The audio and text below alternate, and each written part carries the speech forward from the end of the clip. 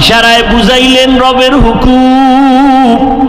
এই আওয়াজটা পাইয়া মহিলাদের দিল তো স্বাভাবিক একটু নরম, মা হাজেরা কান্না শুরু করলেন আর বললেন, ও দয়ার স্বামী, এখানে আপনি আমার রবের হুকুমে রেখে যাইতেছেন, আমার বাচ্চা শিশু ইসমাইল ছাড়া কেউ নাই, মানুষ নাই, জঙ্গল পাহাড় অন্ধকার, একটু পানি আছে, এই পানি যদি না থাকে কোথায় যাব? বাচ্চারে যদি দুধ পান করাইতে না পারি, নির্জন জায়গা, কোথায় যাব? আপনার কাছে কোনো দাবি নাই, মালিকের কাছে একটু দোয়া করবেন আমাদের জন্য। ইব্রাহিম নবীর জবান তো বন্ধ, হাজেরা বলতেছে, নবী কানে শুনতেছে, জবাব না দিয়া হাঁটতেছে, হাইটা হাইটা পাহাড় বাইয়া নিচে নামলেন। নিচে নাইমা ইব্রাহিম নবী মালিকের দরবারে হাত উঁচু করে দোয়া করলেন, রব্বানা ইন্নী আসকানতু মিন যুররিয়্যাতি বিওয়াদিন গায়রি যি যারইন ইনদা বাইতিকাল মুহাররম রব্বানা লিয়ুকিমুস সালাতা ফাজআল আফইদাতান নাসি তাহবি ইলাইহিম ওয়ারযুকহুম। আল্লাহর নবী দোয়া করলেন আল্লাহর দরবারে, আল্লাহ তোমার হুকুম, এতদিন যত পরীক্ষা করেছো, ধৈর্য ধরে ধরে পাশ করার চেষ্টা করেছি, আমার জীবনের শেষ সময় একটা সন্তান দিয়েছো, মোর বড় মায়ার সন্তান, এই বয়সের সন্তানটাকেও পরীক্ষার মাঝে ফালাইছো, কোনো দাবি নাই, একটা দাবি, আল্লাহ তুমি ধৈর্য দাও, পাশ করার তৌফিক দাও। আর আমার শিশু সন্তান, অত কলিজার মায়ার আমার সন্তান রেখে আসছি, তোমার কাছে আমার দোয়া করলাম, কয়েকটা দোয়া। এক নাম্বার, ও আল্লাহ মেহেরবানি করে এখানে তুমি অন্য মানুষের বাসস্থানের ব্যবস্থা করে দাও, যেই জঙ্গলটাকে তুমি সাফ করে দাও, খানার আয়োজন করে দাও, ওরা নামাজ পড়বে এবং শুকর আদায় করবে, তোমার রিজিকের ব্যবস্থা করে দাও, মানুষের ব্যবস্থা করে দাও, পানির ব্যবস্থা করে দাও। আল্লাহর নবীর দোয়া আসমানে কবুল হয়ে গেল, নবী ইব্রাহিম চলে গেলেন। মা হাজেরা, ইসমাইল, শিশু বাচ্চা, আর কেউ নাই। এক সময় পানি যার ছিল সব শেষ, এখন পানিও নাই। আম্মাজান বাচ্চা ইসমাইলকে দুগ্ধ পান করাচ্ছেন, এক পর্যায়ে দুধও শেষ হয়ে গেল, বাচ্চাকে আর কি দিবে? খাবার, কোনো খাবার নাই, অচেনা জায়গা, চতুর্পার্শ্বে জঙ্গল, কোনো আওয়াজ নাই, মানুষ নাই, এমন এক হালাত। হাজেরা পাগলনির মতো হয়ে গেলেন, বাচ্চাটা কান্না করে ক্ষুধা। একদিন চলে গেল, 2 দিন চলে গেল, 3 দিন চলে গেল, মা সহ্য করতে পারে না। একটা বাচ্চার কলিজা ভরা মায়ের অন্তরে কত কষ্ট, একটা মা বাচ্চার জন্য কতটাই যে বেকারার হয়ে থাকে। এই বাচ্চার এত কষ্ট মা বুকে ধারণ করে করে বাচ্চাকে বড় বানায়। ও সন্তানেরা, মায়ের কষ্ট যদি ভাবতো, জমিনে কোন সন্তান মা বাবার সাথে বেয়াদবি করতে পারত না।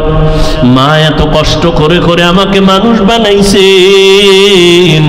ও আমার যুবক বাবারা, তুমি যত বড় টাকার মালিক হইয়া বাহাদুরি করো না কেন, তুমি জানো না তোমার মায়ের চোখের পানি ছাড়া তুমি হতে পারো নাই। মায়ের চোখের পানি আর দোয়া ছাড়া টাকার মালিক হতে পারো নাই। মা বাবার চোখের পানি দোয়া ছাড়া কোনো সন্তান সম্মানের চেয়ারে বসতে পারে না। মা বাবার চোখের পানি দোয়া ছাড়া পরীক্ষায় ভালো নাম্বার পাইতে পারে না। ও সন্তানেরা, ওই মা বাবার চোখের পানি আর দোয়া তোমার জীবনের সফলতার চাবি। বেয়াদবি করবা না, ওই মায়ের ঋণ জীবন দিয়েও আদায় করা সম্ভব হবে না। ইসমাইল শিশু বাচ্চা ক্ষুধার তৃষ্ণায় কান্না করে, ক্ষুধা, পেটে ক্ষুধা প্রচন্ড রূপ ধারণ করলো। মা হাজেরা কোথায় যাবে? পানিও নাই, খানাও নাই। হঠাৎ করে তাকায় দেখে মারোয়া পাহাড়ে একটু পানি পানি মনে হয়, কিন্তু দৌড় দিছে আম্মা জান। হালকাভাবে দৌড়াইয়া গিয়ে দেখে পানি না, সূর্যের আলো বালুর মধ্যে লাগছে, তো পানির মতো একটা ঝলমল করতেছে, কিন্তু পানি নাই। ওখানে যাইয়া আবার মারোয়া পাহাড়ে তাকায়, সফায় তাকায়, দেখে ওখানে আর একটু পানি পানি মনে হয়, আবার দৌড় দিছে। দিলের মধ্যে তামান্না, আমি না খাইয়া মরে যাই, আমার বাচ্চা যেন কষ্ট না পায়। আমার কলিজার সন্তান আমার গর্ভে থেকে ঘুমাইতে দেয় নাই। একটা বাচ্চা গর্ভে নিয়ে মা খানা খাইতে বসছে, বাচ্চা পেটের মধ্যে আঘাত করেছে, মায়ের পেটে এমন বেদনা শুরু হয়েছে, মা খানার প্লেটটা সরাইয়া বিছানায় শুয়ে কান্না শুরু করেছে। রহমতের নবী বলেন, ও নারীরা, এত মর্যাদা তোমাদেরকে দেওয়া হয়েছে, আর কিয়ামত পর্যন্ত কেউ মর্যাদা বাড়াতে পারবে না। ওই যে বাচ্চা গর্ভে নিয়া কষ্ট করে করে না খাইয়া দিন কাটাইলা, এক একটা দিন আমার আল্লাহ নারীর আমল নামায় রোজার সওয়াব দান করবেন। মা বাচ্চা গর্ভে নিয়ে রাতে ঘুমের বিছানায় গেছে, হঠাৎ করে বাচ্চা আঘাত করেছে, মা ঘুমাইতে পারে নাই, সারা রাত কান্না করে কাটাইছে। আল্লাহর নবী বলেন, একটা মা বাচ্চা গর্ভে নিয়ে রাত ঘুমাইতে পারে না, আল্লাহ তাআলা ওই মায়ের আমল নামায় কদরের রাতের সওয়াব আল্লাহ দান করবেন। এত মর্যাদা নারীদেরকে আল্লাহ দান করেছেন। আজকে যারা বলে ইসলাম নারীর অধিকার দেয় নাই, মর্যাদা দেয় নাই, এদের মতো চরিত্রহীন মুসলমান, ইসলামের দুশ্মন, মানবতার দুশ্মন জমিনে আর কেউ নাই। মা হাজেরা দৌড় দিলেন ভাই দুই পাহাড়ের মাঝে, দৌড় দিলেন কয়েকবার। এই যে দৌড় আল্লাহর কাছে খুব ভালো লাগছে। আল্লাহ পাক কিয়ামত পর্যন্ত আইন বানায় দিলেন, বিধান বানায় দিলেন। এই মক্কার হাজিরা, হজ করতে যদি যাও, আমার হাজেরা যেই পাহাড়ে 7টা চক্কর লাগাইছে, হাজি যদি হজ করতে গিয়া সফা মারওয়ায় আমার হাজেরার মতো চক্কর না দেও, আমি কোনো হাজির হজ কবুল করব না। নবীজি বাইতুল্লাহ তাওয়াফ কইরা যখন চক্কর দিতে গেছে সফা মারওয়ায়, নবী শেষ বয়সের হজের সময় খুব কষ্ট লাগছে, আল্লাহর কাছে কয় মনে মনে, ও আল্লাহ, তুমি আমারে, হাজেরা দৌড় দিছে, যদি মায়ে দৌড়টা না দিত আমাকে কষ্ট লাগতো নি। আল্লাহ পাক জানায় দিলেন, নবী আমার কাছে ভালো লাগছে হাজেরার দৌড়, শুধু আপনি না, কিয়ামত পর্যন্ত যত মানুষ আসবে বাইতুল্লাহ হজে আসবে, এই সফা মারওয়ায় যদি দৌড় না দেয় একজন আর হজ কবুল করা হবে না। পাগলের মতো দৌড়াও, মাওলার দরবারে গিয়া মাওলার আশিক হইয়া যাও। চুলগুলো এলোমেলো, সাবান লাগানো যাবে না, নখ বড় হয়ে গেছে, নখ কাটা যাবে না, ময়লা পরিষ্কার করা যাবে না, আতর লাগানো যাবে না, এটা পাগল হয়ে যাও। মাওলার দরবারে পাগলামি, কার পাগল? জোরে বলো। এটা বুঝার মতো যাবো মেধা নাই, ওরাও পাগল। ওরাও কি? ওরা দুনিয়ার পাগল, ওরা আখেরাতের পাগল না। এজন্য ওরা বুঝে না যে মাওলার পাগল কেমনে হয়। হ্যাঁ, ওখানে গিয়া পাগলামি, মাওলা পাকের মুহাব্বতের আশিক, আশিক মাশুক কি চায় সেইটাই দেওয়ার জন্য পাগল।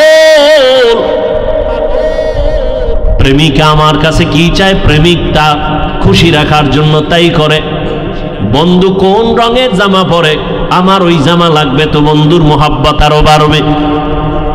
টুপি মাথায় দেওয়া যাবে না, গেঞ্জি গায়ে রাখা যাবে না, সাদা কাপড় মরার আগে মরণের কাপড় পেঁচাও।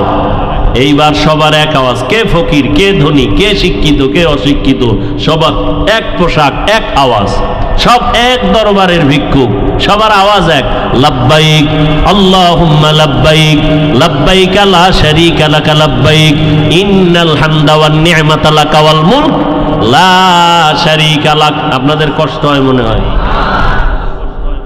আর একটু সামনে যাব, শেষ করে দিই কথাগুলো। ভাইয়েরা আমার, উঠা বসা করলে আমি মোনাজাত দিয়ে দেব। আমি এটা পারবো না, কারণ কষ্ট, আপনি যদি আমাকে মূল্যায়ন না করেন আমার দরকার কি বয়ান করা। ভাইয়েরা আমার, মা হাজেরা দৌড়াচ্ছেন আর চোখের পানিগুলো পড়তেছে। ওদিকে ইসমাইল বাচ্চাও কান্না করে। বাচ্চা কান্না করলে দেখবেন ওদের পা গুলো লাফায়নি, দেখছেন আপ ডাউন করে, তো বাচ্চার পা লাফাচ্ছে। হঠাৎ করে পানির ফোয়ারা শুরু হয়ে গেছে। মা হাজেরা পানি দেখে একটা দৌড়াইয়া গিয়া পানিটারে আটকানোর জন্য, পারে না মহিলা মানুষ, খুব খুশি, তার ইবরানি ভাষায় একটা আওয়াজ দিলেন। দেখছেন নি মাওলার কুদরত, কি দিলেন? পানিকে বললেন ঝাম ঝাম, থাম থাম। আল্লাহর কাছে এই শব্দটাও কবুল হয়ে গেছে। কিয়ামত পর্যন্ত এই পানিকে কি পানি বলে? শব্দটা কার? এই মাত্র বলছি, শেষ। মা হাজেরার জবানের আওয়াজ ঝাম ঝাম, থাম থাম। পৃথিবীর বিশুদ্ধ পানি। সাহাবাদের মধ্য থেকে কেউ নবীকে জিজ্ঞাসা করলেন, ইয়া রাসূলুল্লাহ, এই ঝমঝম কূপের পানির তলা কই? Crore crore crore, million trillion billion পানি হাজী সাহেবরা নিয়ে যায়, কমে না বাড়ে না, সমান। নবী কয়, এই জমজম পানির কূপের তলা হলো হাউজে কাউসারের সাথে। আর কোথার সাথে? মুফাসসিরিনে কেরাম লিখেছেন, কাউসারের পানির থেকেও জমজমের মূল্য বেশি। রাসূলকে যখন মেরাজে নেওয়া হয়, নবীজি বলেন, জিবরাইল আমিন আমাকে ধইরা জমজম কূপের পানি দিয়ে ওযু বানাইলেন। ওযু করলাম, এর আগে আমাকে শোয়াইয়া, চিৎভাবে শোয়াইয়া আমার বুকটাকে চিরলেন, ভেতর থেকে কলব বের করলেন, স্বর্ণের পেয়ালায় রাখলেন, ঝমঝম দিয়া ধুইলেন, আবার ভেতরে রাখলেন, এরপরে আবার আটকায় দিলেন। রক্ত গেল না, সেলাই লাগলো না, ব্যথা অনুভব করলাম না। এইভাবে আল্লাহ আমাকে কুদরতের অপারেশন করছেন আমার জীবনে 4 বার। কয়বার? 4 বার। রসুলের এই যে কলব বের করে ধুইলেন, কি পানি দিয়া? জমজম পানি, বরকতের পানি। আম্মাজান হাজেরা পানি আটকায় দিলেন, পানি থেমে গেল, নিজে পান করলেন। আজকে কিতাব দেখছি, আজকে নবীজি বলতেছেন, মা যদি ঝম ঝম থাম থাম না বলতেন, তাহলে পানি পুরা পৃথিবীটা সয়লাভ হয়ে যেত। ইমামে আজম আবু হানিফা বলেন, আম্মাজান আমাদের জন্য রহমত। তিনি বলার কারণে আজকে অনেক পবিত্র অবস্থায় পানি আছে। না হয় জেনাকারেরা এই পানি দিয়ে গোসল করে পানি নাপাক করে ফেলত, মদখোরেরা মদ পান করে মাতাল হয়ে পানির মধ্যে ডুব দিত, পানির সম্মান কমে যেত। ঝমঝম এমন একটা পানি, এর 25টা উপকার আছে ঝমঝম পানির। কয়টা? এর মধ্যে একটা হলো, সাধারণ পানি পান করলে পিপাসা নিবারণ হয়, পেটের ক্ষুধা নিবারণ হয় না। জমজম পানি এমন এক দামি আল্লাহর কুদরতের পানি। এই পানি যদি কেউ পান করে, ওই পানির দ্বারা পিপাসাও মিটে যায়, পেটের ক্ষুধাও মিটে যায়। দাঁড়াইয়া কোনো জিনিস খাওয়া পান করা নবীর আদর্শের বাইরে। তবে জমজমের পানি তুমি দাঁড়ায় পান করো, এটা তোমার কোনো সুন্নত আদায় হবে। দ্বিতীয় তৃতীয় হলো, জমজমের পানি এটা তোমার রোগের ঔষধ। কত পার্সেন্ট শেফা করবে? তোমার ঔষধের ক্রিয়া করবে কয়, তোমার আকীদা বিশ্বাসের মজবুতি যত পার্সেন্ট তত পার্সেন্ট। কেউ যদি মনে করে আমি ঔষধ খাবো না, জমজম আমার ঔষধ, যতটুকু বিশ্বাস করবে অতটুকু ফলাফল। পানি পান করলেন, ইসমাইল সুস্থ হওয়া শুরু হয়ে গেল, একটা দোয়া কবুল হয়ে গেছে। কার দোয়া?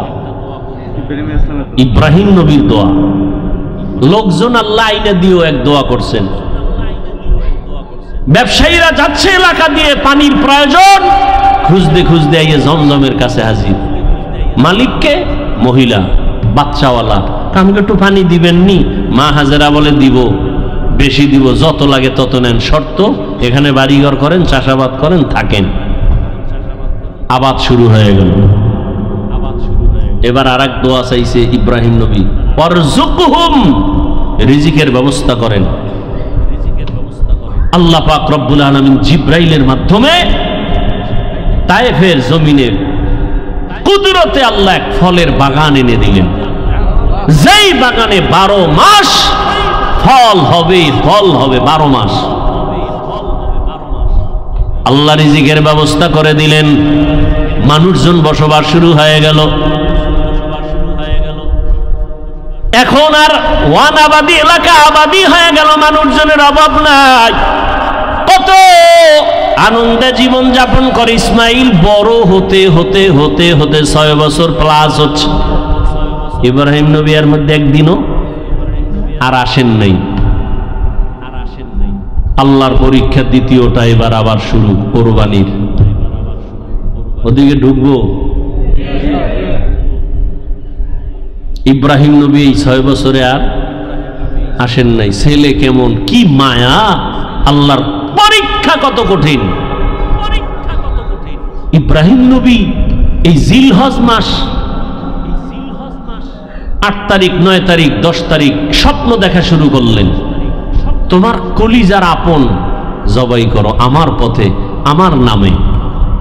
ভাবলেন, নাম তো কয় নাই কারে। 100 উট জবাই করলেন। দ্বিতীয় রাতে আবার স্বপ্ন দেখেন, হয় না, তোমার মহব্বতের জিনিস জবাই করো। আবার 100 উট জবাই করলেন। ফাইনালে নবী তো বুঝতে পেরেছেন, আমার জীবনের কলিজার আপন আমার ইসমাইল ছাড়া আর কেউ না।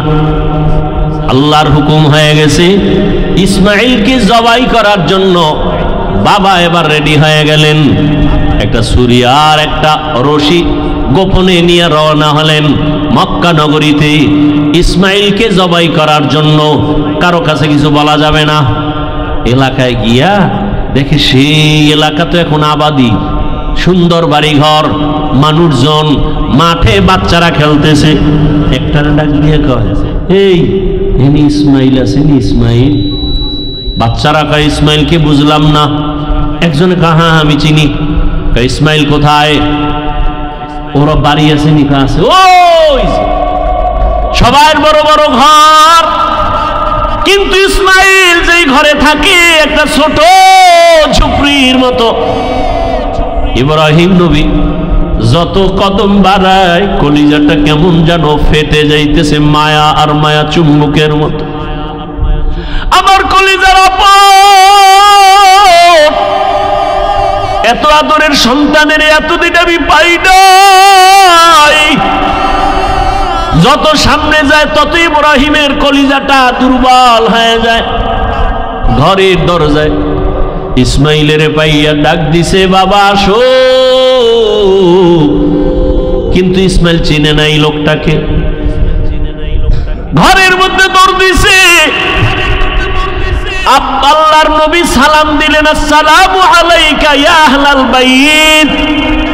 ঘরের মধ্যে ঢুইকা যখন হাজেরা দেখলো, সালাম নিয়ে কান্না শুরু করলে, চোখের পানি, হৃদয় হৃদয় ভাঙ্গা কান্না। ইসমাইলের মা কয়, চিনো নি বাবা? এই তোর বাবা ইব্রাহিম। বাবার কাছে যাও, দূরে থাকিও। মালিকের কঠিন পরীক্ষার ইসমাইল, এই তোর বাবা নবী ইব্রাহিম। বাবা সন্তানের পাইয়া বুকে জড়াইয়া কান্নার আওয়াজ, এমন মায়ার কান্না শুরু হয়ে গেল। নবী আবার চিন্তা করলেন, না জানি আবার মায়ার কারণে পরীক্ষায় ফেল করি। নবী বললেন, হাজেরা দেরি করার সময় নাই। জবাই করতে নিব তাও তো বলা যাবে না। নবী কৌশল করে বললেন, ও হাজেরা, ইসমাইলের সুন্দর করে সাজাইয়া দাও, মালিকের দাওয়াতে যাব।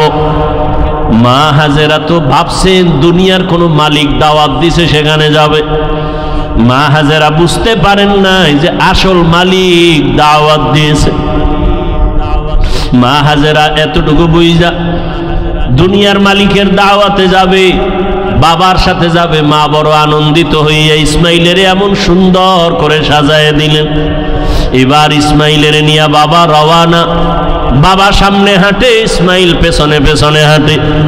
মা দুঃখিনী দরজার কিনারায় দাঁড়ায় দাঁড়ায় সন্তানের দিকে তাকায় থাকে। একটা সন্তান যখন আপনাদের এলাকার মানুষ বাঁশখালী থেকে চট্টগ্রাম যায় বা বিদেশ যায়, মা ঘর থেকে যখন সন্তানের বের করে দেয়, মা চোখের পানিগুলো আঁচল দিয়ে মুছে সন্তানের পেছনে পেছনে মাও কিছু দূর আগায় যায়। মা সহ্য করতে পারে না, সন্তান আবার কই, ওরে আমার কাছে থাইকা যখন মা বলিয়া ডাক দেয়, কলিজাটা ঠান্ডা হয়ে যায়। একটা সন্তানের মা ডাকে এত মজা,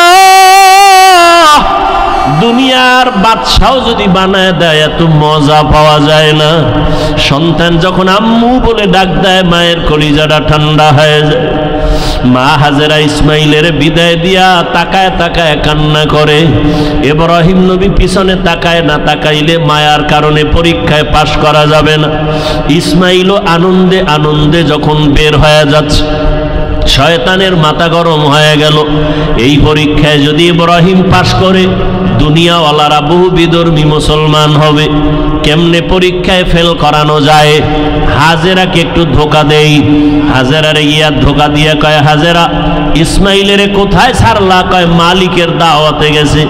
বলে কোন মালিক? বলে দুনিয়ার কোনো বাদশা। কয় না না, আমি জানি আল্লাহ দাওয়াত দিছে। কেন? হাজেরাকে বলে জবাই করার জন্য। হাজেরা ডাক দিয়ে কয়, রে শয়তান, তুই আমাকে ধোকা দিস না। একটা বাবা হইয়া কোনোদিন সন্তানের জবাই করতে পারে না। যখন এই কথা বলছে, শয়তান ডাক দিয়া কয়, আল্লাহ হুকুম করছে জবাই করার জন্য। হাজেরা চোখের পানি ছাড়িয়া কয়, রে শয়তান, যদি আমার মাওলা হুকুম করে একজন ইসমাইল না, আল্লাহ যদি আমারে আরো ইসমাইল দেয়, আমি সব আল্লাহর রাস্তায় ছেড়ে দিতে রাজি। শয়তান দেখলো এখানে হাজেরাকে ধোকা দিয়ে আটকানো যায় না, দৌড়াইয়া গেছে শিশু ইসমাইলের একটু ধোকা দেওয়ার জন্য। ইসমাইলের গিয়া যখন ধোকা দিতে গিয়া কয়, ইসমাইল কই যাও? বাবার কাছে ছুরি আছে, তোমারে জবাই করবে। ইসমাইল তো বুঝ কম, ডাক দিয়া কয়, আব্বা জান, আপনি কি আমাকে জবাই করতে নিয়ে যাইতেছেন? এবার ইব্রাহিম কয়, শয়তান পাথর মারো। এই তিন জায়গায় ধোকা দিছে। ইব্রাহিম আর ইসমাইল মিলিয়া তিন জায়গায় পাথর মারলেন।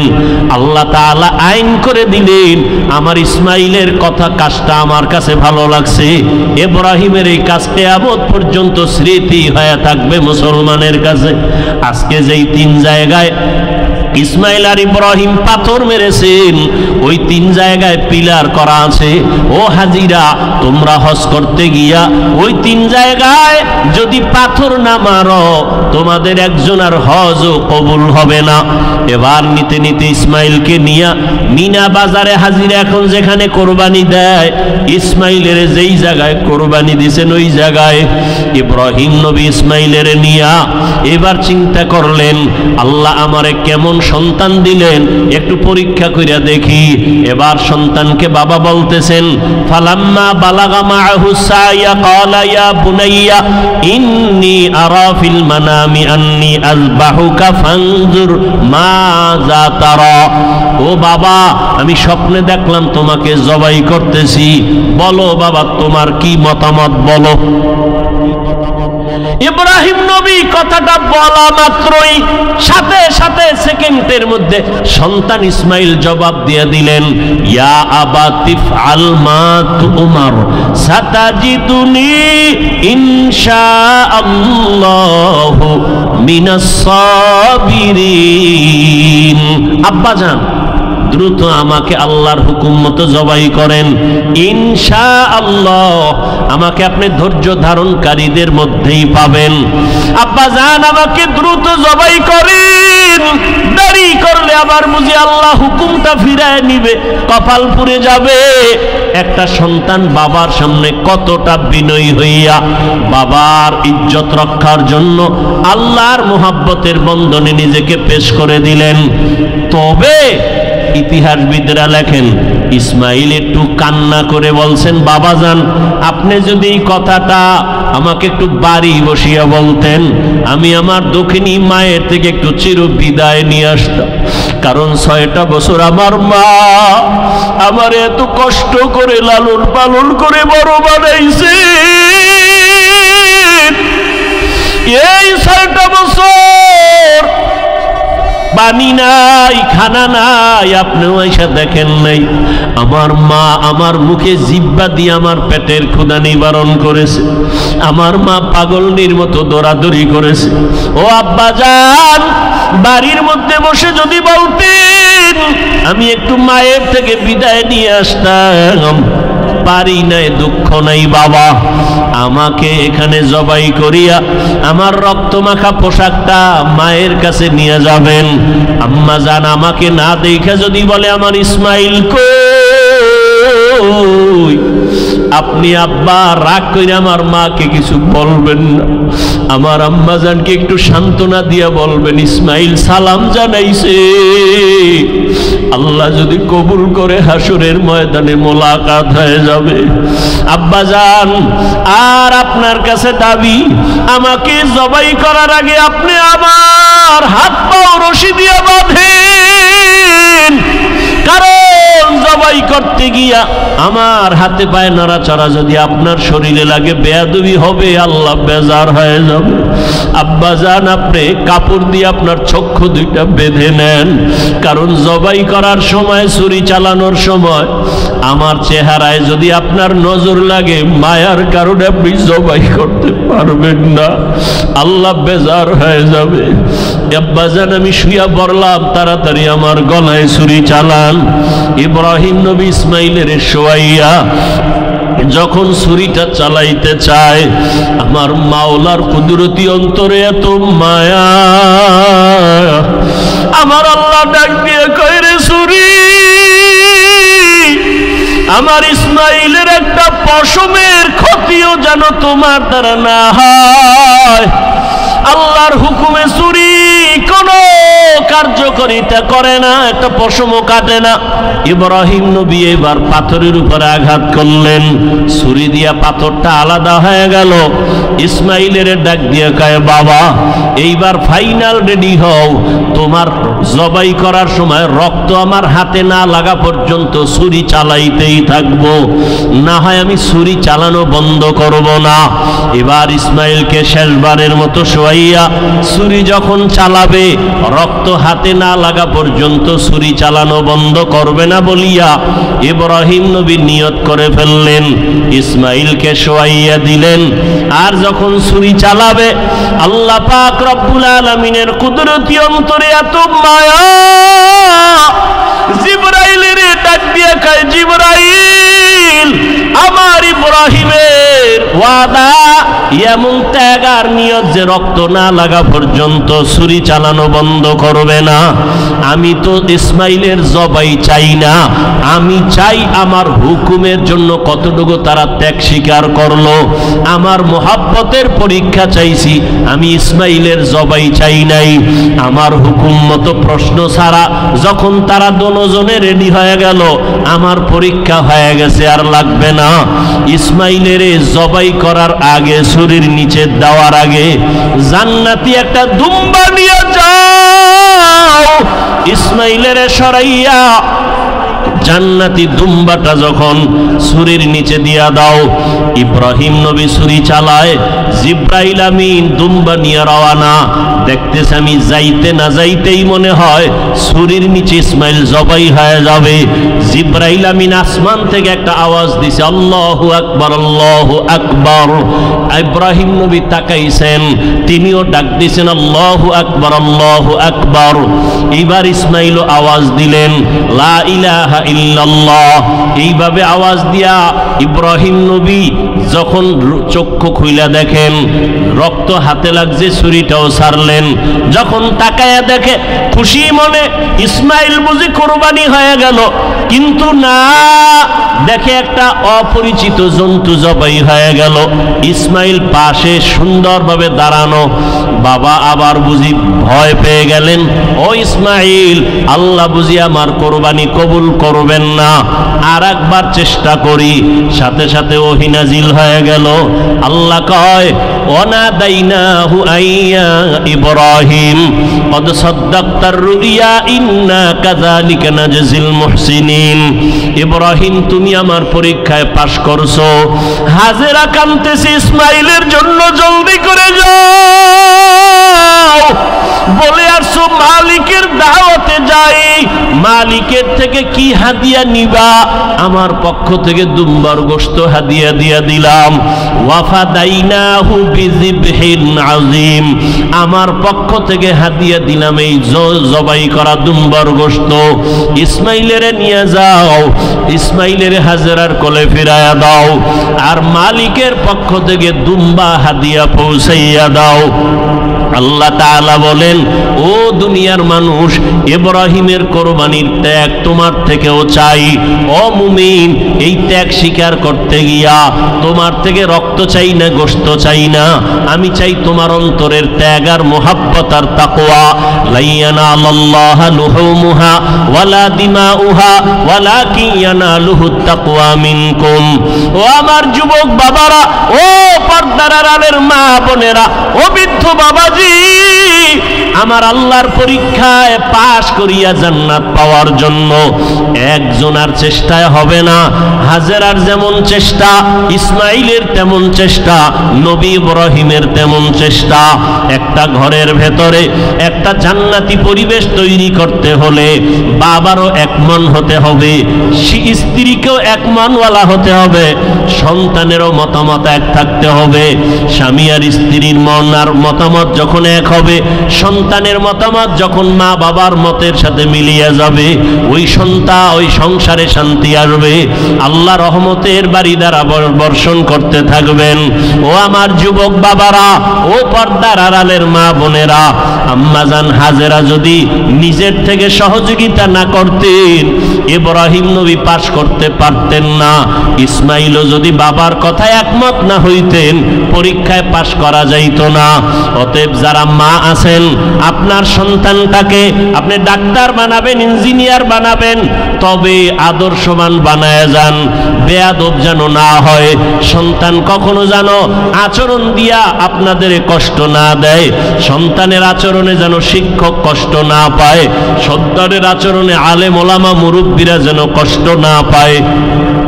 আদর্শবান ডাক্তার হলে সন্তানটার সম্মান আল্লাহ বাড়ায় দিবেন। মা বাবার একমত থাকতে হবে, নিজেদের আদর্শ সুন্দর করতে হবে। ও আমার যুবক বাবারা, আমি এতক্ষণ বয়ান যা করলাম একবারও কিন্তু বলি না স্কুল কলেজ বাদ দিয়া মাদ্রাসায় যাও, আমার মতো টুপিওয়ালা হও, বরং আমি শেষ বেলায় বলে গেলাম তুমি ডাক্তার হও, ইঞ্জিনিয়ার হও, প্রফেসর হও, স্কুল কলেজে পড়ো, কোনো বাধা নাই, তবে বেয়াদবি করবা না। মা বাবার দোয়া নিও, শিক্ষকের দোয়া নিও, উলামায়ে কেরামের দোয়া নিয়ে আদর্শ ডাক্তার হইও। মা বাবার সাথে যদি বেয়াদবি করে বরদোয়া নাও, মরার আগে পঙ্গু হয়ে যাবা, কপাল পুড়ে যাবে। শিক্ষকের সাথে যদি বেয়াদবি করে বরদোয়া নাও, লেখাপড়ার জীবন থেকে ধ্বংস হয়ে যাবা। আলেম ওলামার বরদোয়া নিয়ে যদি চলো বেয়াদবি করো, তোমার চরিত্র নষ্ট হয়ে যাবে।